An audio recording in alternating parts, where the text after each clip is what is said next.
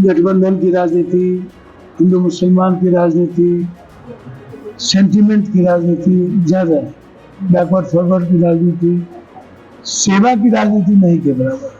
कि जिस तरीके से पर्सनल नफरत करना या राजनीति में दुश्मनी की कोई जगह नहीं है, तो जिस तरीके की बात वो लगातार करती है, तो पॉलिटिकल संस्कृति भी नहीं है, संस्कार भी नहीं है। जो लोग उनके हेलीकॉप्टर में घूम रहे हैं वाया प्लस लेते, तो वो किसकी थी? मैं अभिमन्यु नहीं हूँ, ना कोई कर्म है, मैं अर्जुन हूँ और जनता कृष्ण हूँ। नमस्कार, आदाब, मैं इंजमाम वहीदी, आप देख रहे हैं वन इंडिया हिंदी। आज मैं मौजूद हूँ बिहार का देश की सबसे हॉट लोकसभा सीट पूर्णिया में। यह हॉट लोकसभा सीट इस वजह से बना है क्योंकि पूर्णिया से पप्पू यादव ने निर्दलीय चुनावी ताल ठोक दी है और पूरे देश की निगाह अब पप्पू यादव पर है। इनसे जानेंगे क्या कुछ समीकरण है, वह किस तरह से यहाँ के चुनाव को देख रहे हैं, क्योंकि ये त्रिकोणीय मुकाबला होने वाला है। स्वागत है पप्पू यादव जी हमारे चैनल वन इंडिया हिंदी में। धन्यवाद, नमस्कार।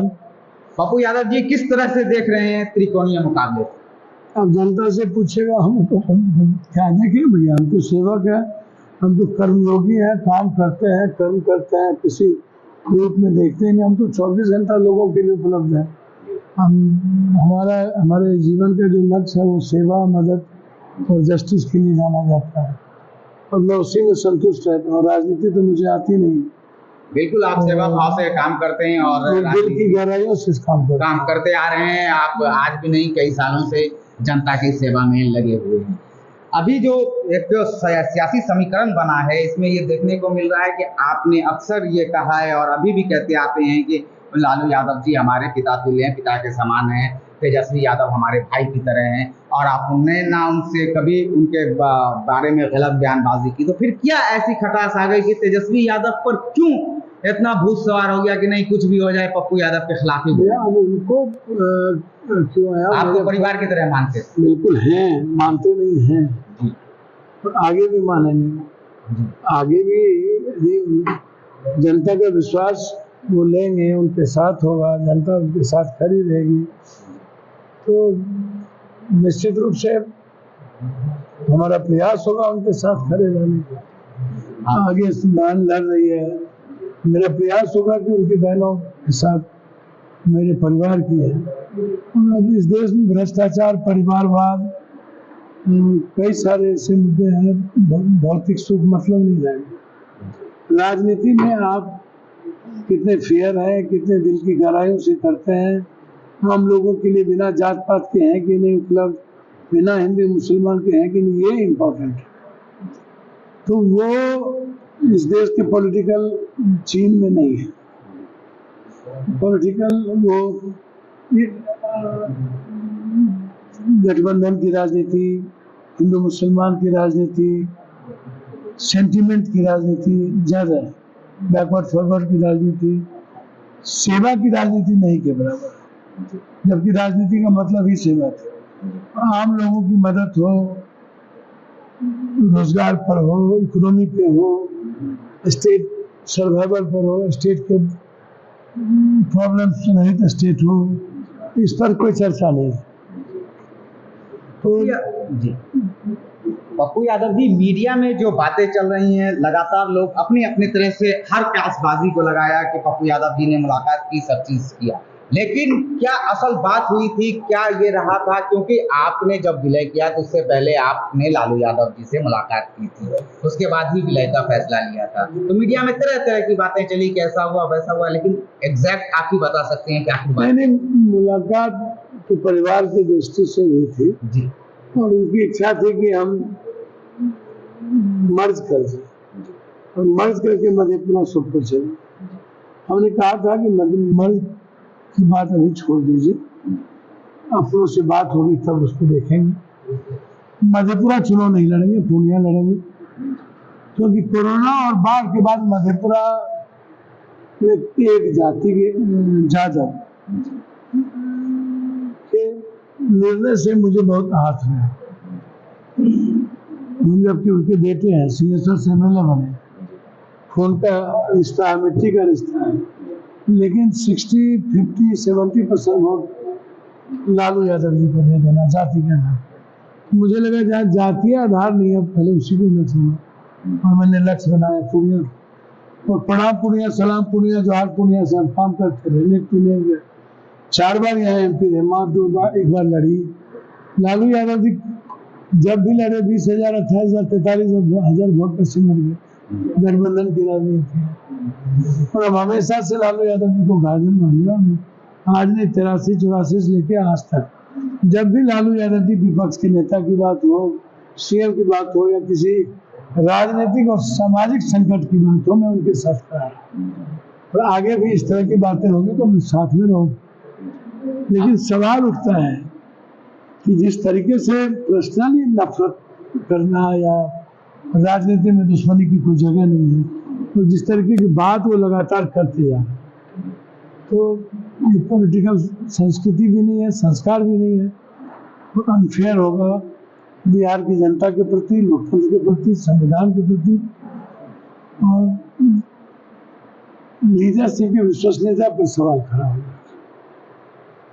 ये इम्पोर्टेंट है, और हमारा लक्ष्य है बिहार का 13.5 करोड़ जनता, उसकी सेवा करना, उसकी मदद करना, और पूर्णिया की जमीन से जातीय राजनीति, उन्माद, माफियाई राजनीति, उन्माद और मजहबी राजनीति को प्रयास रहेगा इसको खत्म करके एक नई दिशा देना। सियासी गलियारों में ये चर्चा है कि तेजस्वी यादव खुद की ब्रांडिंग की वजह से ना आपको बढ़ने देना चाहते हैं, ना कन्हैया को बढ़ने देना चाहते हैं, और आप अभी भी कह रहे हैं और बाद में भी आपने कहा कि हम तेजस्वी के साथ खड़े हैं, उसके हित के लिए हम आप सोचते रहे, और आपने ये भी कहा है कि हम रहेंगे तो कांग्रेस में ही जाएंगे भविष्य में भी। तो फिर आप पर क्यों ये आरोप लग रहा है कि नहीं, उन्होंने पैसा लेकर हमारा काम खराब किया था, और वो दूसरे टीम है, बीजेपी की टीम है, या फिर जनता को भ्रमित कर? वो क्या बोलते हैं, हमारा इतिहास है, हमारा ट्विटर है, वो देख सकते हैं आप। हमारी कांग्रेस के साथ जो आइडियोलॉजी है, साथ जीने का, विचारधारा के साथ रहने का, उसको भी देख सकते हैं, या मेरा जो अकेला लाइन रहा उसको भी देख सकते हैं। मैंने पहले कहा ना कि मैं जब उनके बाद 2 MP और उनके पार्टी से थे, तब मैं बीजेपी बी टीम नहीं था। जब हम खुद कह रहे हैं कि मर्ज करके लड़िए, तब हम बीजेपी टीम नहीं है। या वो किस दृष्टि से बीजेपी टीम, जो लोग उनके हेलीकॉप्टर में घूम रहे हैं Y+ लेके, तो वो किसकी टीम थी, और अभी किसकी टीम है? Y+ है ना, सैनी सर। तो इसीलिए मुझे लगता है राजनीतिक अपरिपक्वता की दृष्टि दिखती है, और व्यक्तिगत हमले पर कोई लेना देना नहीं है। 43 MLA, 9 MLC, खुद यहाँ रहना, रोड शो करना, ये तो कभी छोटे साहब, राजा साहब ने तो किया ही नहीं किसी ने। कभी वो लालू यादव जी आए थे मेरे खिलाफ, और उन्होंने तो मेरी मैडम लड़ रही थी सुपौल से, तब भी अब कैंडिडेट खड़ा कर दिया, और खुद नहीं गए प्रचार कर, और अंतिम दिन तक परेशान किया। मां लड़ी तब भी 20,000 वोट आया लालू जी को, पार्टी को। उसके पहले गठबंधन को 28,000 वोट आए, उसके पहले 43,000 वोट आए। तो इसीलिए कौन बी टीम, कौन क्या टीम, ये जनता तय करेगी, करनी दीजिए। ये पप्पू यादव जी, आपके लिए, क्योंकि आपको पूर्णिया का बेटा कहा जाता है, और पूर्णिया का लाल, पूर्णिया का सेवक, सब चीज कहा जा रहा है, तो पूर्णिया के लिए क्या कुछ विजन रहेगा युवाओं के लिए, शिक्षा, स्वास्थ्य और रोजगार? मेरे बारे में सबको पता है कि तुरंत जस्टिस है, भ्रष्टाचार से कोई समझौता नहीं करते हैं, मदद है, राजनीति रोजगार के सवाल पर है, सबको खबर है, एक लोगों को खबर है। अब चिंता न करें, बिजली उपलब्ध होती थी, मेडिकल सिस्टम था, और जो मेरा निर्णय है 10,000 परिवार को रोजगार, भ्रष्टाचार से मुक्ति, 1.5 साल के अंदर एयरपोर्ट, कनेक्टिविटी, पूरे देश के लिए मखान मक्का पर आधारित फैक्ट्री, ये जो 7 निश्चय है मेरा वो सामने में है। 100% पप्पू यादव ही एक विश्वसनीयता है राजनीति में, जो वो बोलते हैं करेंगे। वो जाति धर्म मजहब को नहीं देखते हैं। गरीबों की उम्मीद और आम आदमी की उम्मीद पप्पू यादव है। आंसू कोई पूछेगा तो पप्पू यादव पूछेंगे। उन्हें राजनीति नहीं आती। जाति पाति वहां जाओगे तो तुरंत 2 मिनट में काम हो जाएगा, मदद हो जाएगी। तो यह जो विश्वसनीयता हमने पैदा की है, या जो सेवक का जो बिहार में पप्पू यादव का जो विश्वसनीयता, इसको देश भर में जब मैं सेवा आश्रम चलाता हूँ, गरीब लोग रहते हैं दिल्ली में, 5-5 स्टाफ रहते हैं, वो रहेगा, वो चलेगा पूरी ताकत के साथ। हमारे चैनल के माध्यम से पप्पू जी अपने मतदाताओं को, अपने वोटर्स को, अपने क्षेत्र की जनता को क्या नहीं, कुछ नहीं, वो तो इतना आशीर्वाद दे रहे हैं। अब आशीर्वाद के अलावा कुछ चाहिए क्या? शिव की पूजा तो रावण भी की थी, और दुर्योधन भी गए थे अर्जुन से आशीर्वाद मांगने। आशीर्वाद तो अर्जुन को मिला। मैं अभिमन्यु नहीं हूँ, ना कोई कर्ण है, मैं अर्जुन हूँ और जनता कृष्ण हूँ। तो पूरे देश के 140 करोड़ लोगों के दिल में मैं बैठ चुका हूँ। पूर्णिया को आज सब लोग जानना चाहते हैं। पूर्णिया का मान सम्मान की लड़ाई है, क्या पप्पू की लड़ाई नहीं रह गई।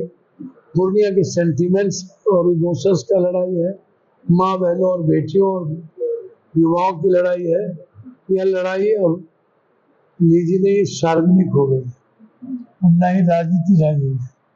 इसीलिए मुझे गर्व है कि मैं एक नया इतिहास बेटे के रूप में पूर्णिया की जनता के आशीर्वाद से लिखना और जाति धर्म मजहब से अलग, और दुनिया में जो नंबर 1 करने का जो इंडिया में मेरा लक्ष्य है, वो इसी पूर्णिया के बेटे के रूप में करने का जो मौका इतने बड़े हमले के बावजूद दिया है, ये आजीवन पूरी शरीर का कतरा कतरा पूर्णिया के लिए दे दूं, गरीब के लिए दे दूं तो कम होगा।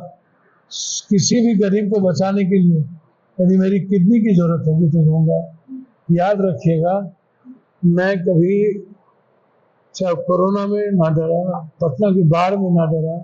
मेरी मौत हो सकती थी, मैं मर भी सकता था, तो फिर ये 2 सीट को लेकर के पप्पू यादव की विचारधारा तो कैसे चैलेंज कर सकते हैं?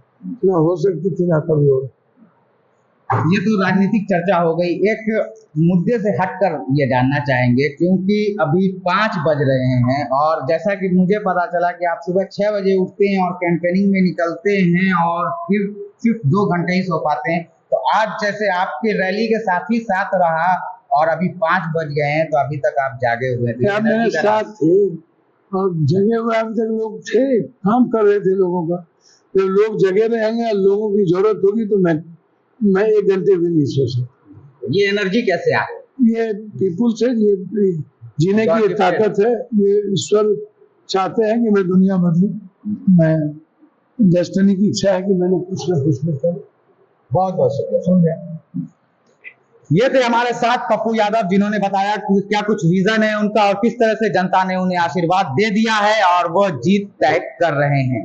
इसी तरह की ताजा तरीन अपडेट के लिए जुड़े रहें वन इंडिया हिंदी के साथ। नमस्कार, आदाब।